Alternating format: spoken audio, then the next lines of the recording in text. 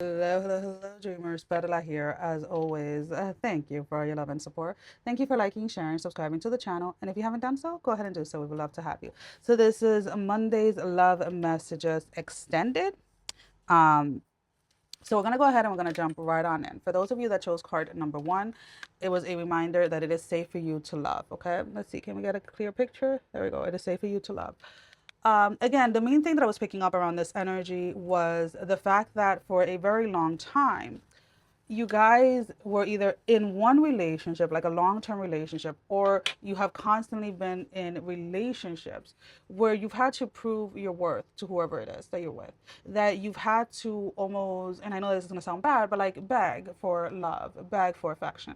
And it's not literally asking somebody like, oh, please, please love me, but through your actions, through always putting yourself seconds, through silencing yourself, through diminishing your light, through just kind of hiding or not really expressing what your needs were in relationships, you were in essence, in a way, asking or in this place of like, okay, I'm going to do whatever it takes for you to love me, even if that means that I am betraying myself, even if that means that I'm silencing myself. And I feel that during the last, I'm picking up like 3 to 6 months, you have been doing a lot of heavy, what is the word? Not necessarily work. It's more, okay, I got it now. So you have been doing a lot of self-reflection based on the work that you have done internally when it comes to relationships, romantic relationships specifically is what this is about. And you're kind of like still in that midst of like questioning yourself, like, am I really ready or not? And spirit is letting you know, like, yes, you are ready to move forward. You are ready to have a connection again that is going to allow you, excuse me, is going to allow you to be yourself, and that is not going to require you to diminish who you are in order for this connection to work. So there is, I am picking up this this energy circling you around that is letting you know that you're ready. And it's weird because like whoever it is that you're going to be dating next is already in your energetic field. So this may be someone that you know, this may be a friend of a friend or a family member of a friend, somebody close to you. So this person is not somebody that is new to your life, but they are new to your romantic life. Does that make sense? So you may have known this person for years. You may have put this friend or this individual in a friend zone. You may have said like, no, nothing could ever happen because I'm friends with her best, I'm best friends with her brother, or I'm best friends with his sister, or whatever it is, whether you're male or female, right? There is this sense here of like, you put somebody in a box saying that you couldn't date them, you couldn't be with them because of who they are related to, or because they were part of a friend group or something like that. And now there is some type of like spark or something that you're starting to see this person in a different light, because this person does allow you to feel safe. And what I mean by that, before you guys come at me, is your nervous system feels regulated. There is no need for you to perform, no need for you to change, no need for you to like hold yourself back, if that makes sense. And for others of you, you are going to, if you are meeting someone new, it's not turning into a relationship first. And I don't know why I have to say that, because there is a sense here that this is growing from a friendship. This is a connection, that this connection that spirit is telling you that you're ready for, that it is okay for you to open up to love and etc., is coming from an existing friendship first before it evolves into something else.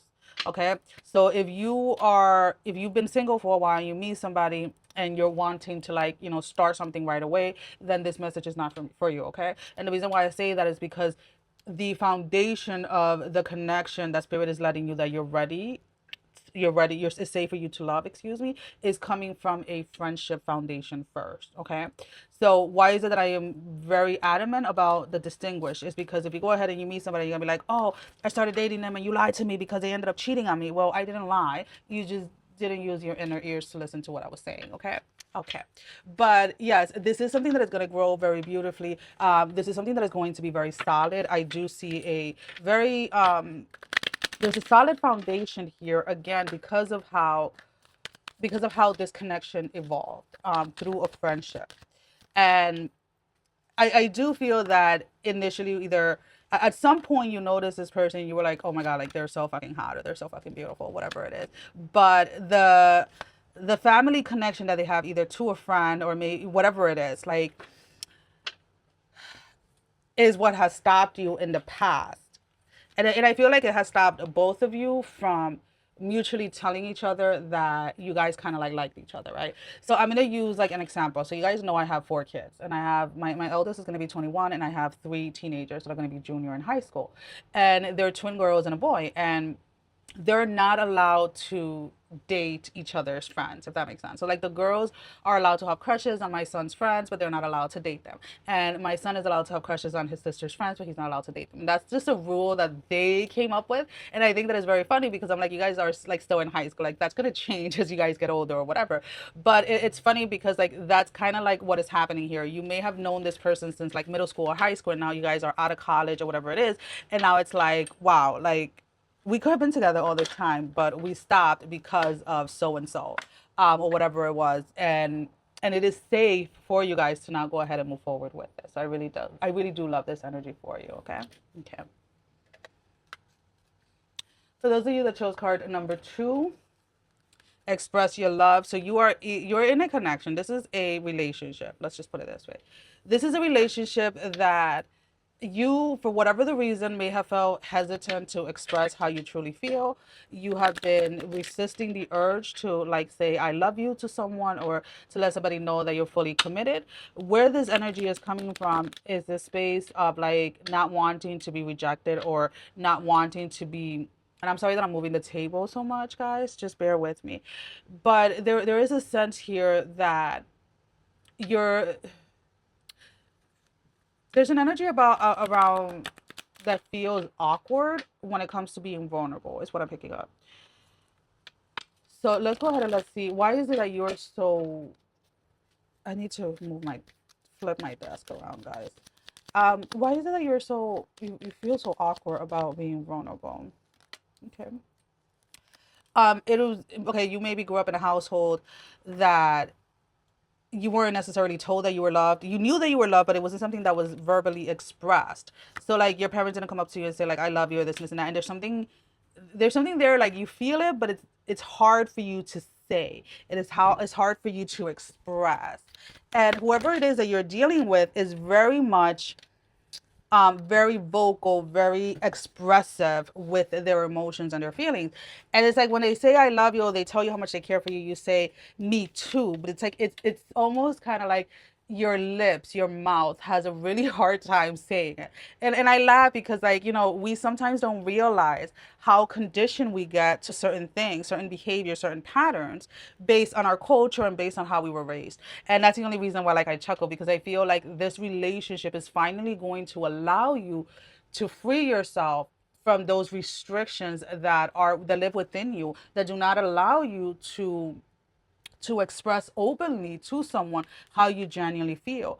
And it is starting with this L love, right? With I love you. It is starting with the expression of a relationship. But what I love about it is the fact of like the domino effect that is going to have within your entire life. And what I mean by that is that this relationship is going to allow you to learn how to self-express in other areas of your life. So you may have been somebody that normally you probably don't speak up for yourself. You allow a lot of shit to happen. You allow a lot of stuff to like slide by because you don't want to be confrontational, because you don't want to, you don't want to go into like an argument, you don't want this, you don't want that. But in reality, it was more of like not being used to or not being confident enough to use your own voice. And that is exactly what this relationship is opening up. And it's almost kind of like once you cross this door, there is no going back. And you're going to find a way of how to use your voice, because it's not that you're finding your voice. Your voice has always been there. It's just that you have been silencing your voice for a very, very long time. And now I don't know if it's the fact like that you see this person like self-expressing, that you see how this person moves, how this person just allows themselves to be.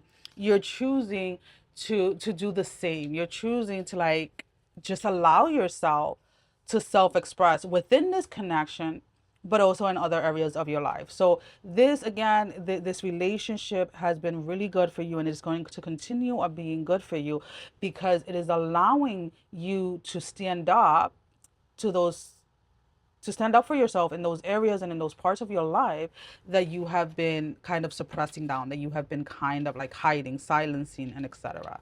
So I really do love this connection for you. Whatever I feel like, whatever hesitation or whatever fear may have been around that space is something that you are overcoming, and that you are allowing yourself to just be vulnerable with this individual when it comes to self-expression.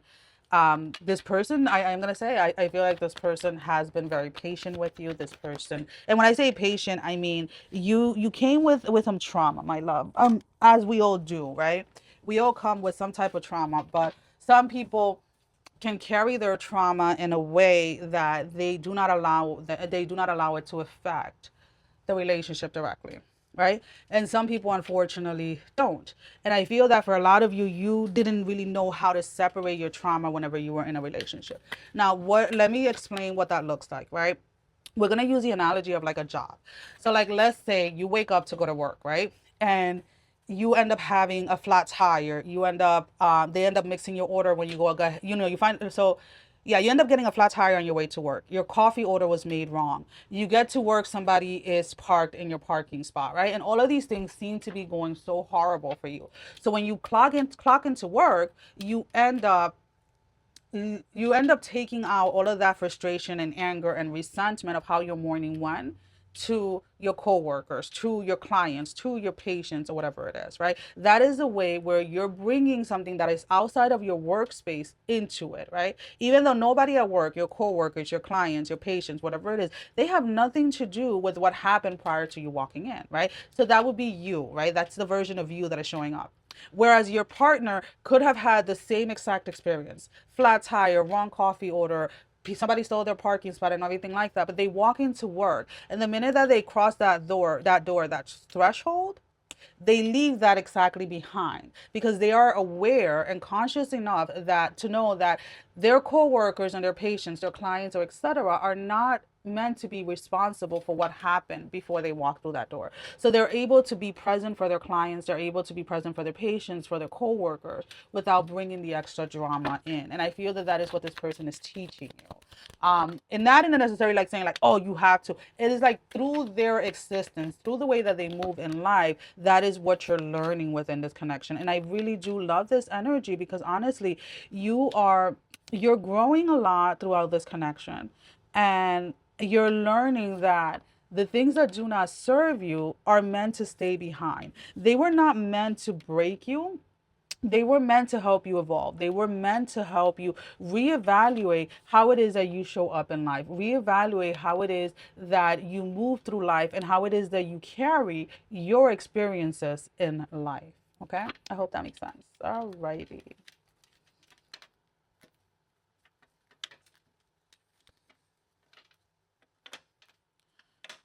All right, so for those of you that chose card number 3, we have the codependency energy. Now, this codependency energy it very much feels like something outside of the relationship, to be honest with you. If it is the relationship itself, is somebody losing their identity within a relationship? So that's something that needs to be addressed. Let's just put it that way.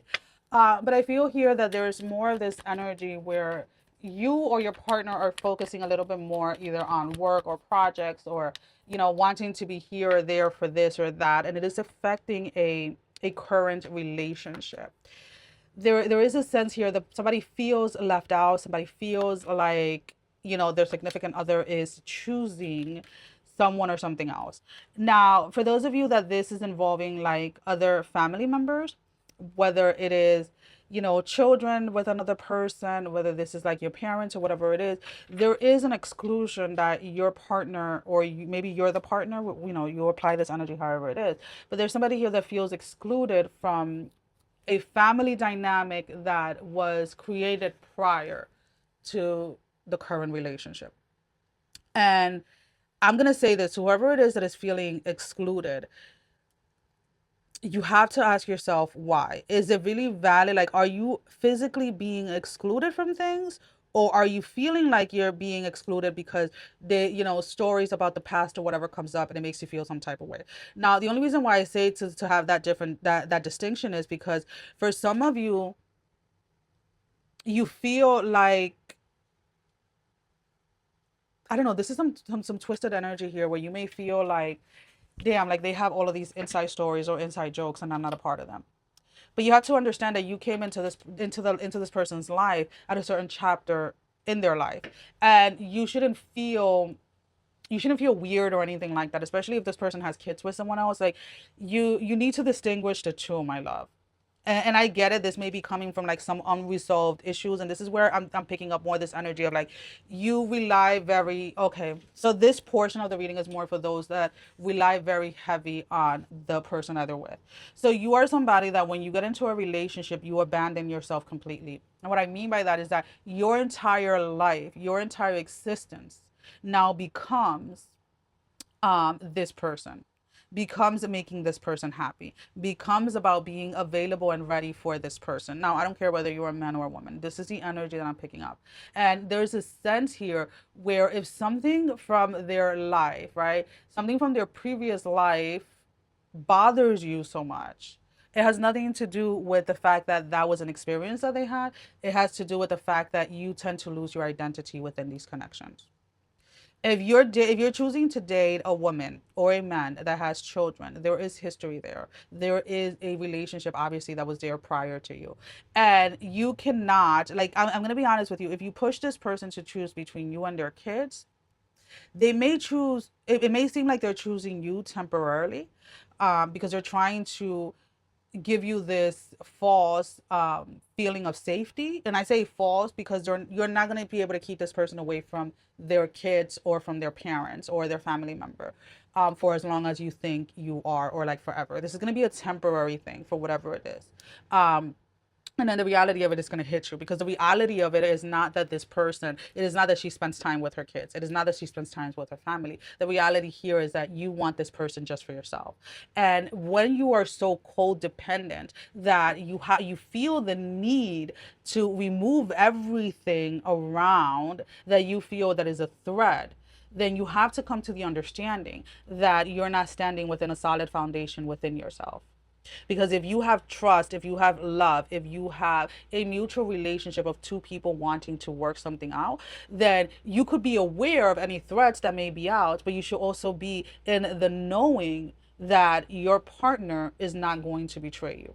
So this is where this codependency here feels a very, very little like, And again, whether this is you or whether this is your partner, this is the energy that lives underneath this codependency energy when you make everything about the person that you're with versus the relationship itself. Okay, so if your partner is asking you for like ridiculous thing like, oh, don't see your child anymore, you need to stay away from your family or whatever, know that this energy that they're bringing into the table has a lot to do with issues that they haven't dealt with within themselves, and you're gonna have to make the decision as to whether it is that you're going to stay within this connection or not. Now, for those of you that this codependency energy is coming outside of the relationship completely, there is a sense here that someone here is really hustling or really working on trying to get something off the ground or trying to be financially stable within a certain situation or something, but it is coming at the cost or at the risk of a relationship. So needing to learn how to balance your time a little better, how to, I want to say, like, reassure your partner that this is short term, is what I'm picking up. So whatever it is that you're doing when it comes to work, when it comes to like a business, career, etc., is demanding a lot more time from you at this moment in time. Now, if this is a substance abuse type of case, I am going to say that as much as you think that you're going to be able to battle this by yourself, you're going to need some type of support. Whether this is a rehab center or whether this is having a like supported like spiritual community or something like that that is helping you, or having like if you're in AA, like having a sponsor or something like that is definitely needed. So whether this is you or the person that you're dealing with, somebody thinks that they can overcome something on their own. And it's not that they're not strong enough. It is that the support system that goes around that is very much needed. The being able to speak to someone and being like, hey, I really feel like I want to get high right now. I really feel like I want that drink today, or whatever it is something that this person needs in order to fully release themselves from it. Like the being able to verbalize it to like another human is something that is very much very close to this person's spirit. I don't know if that makes sense. All right.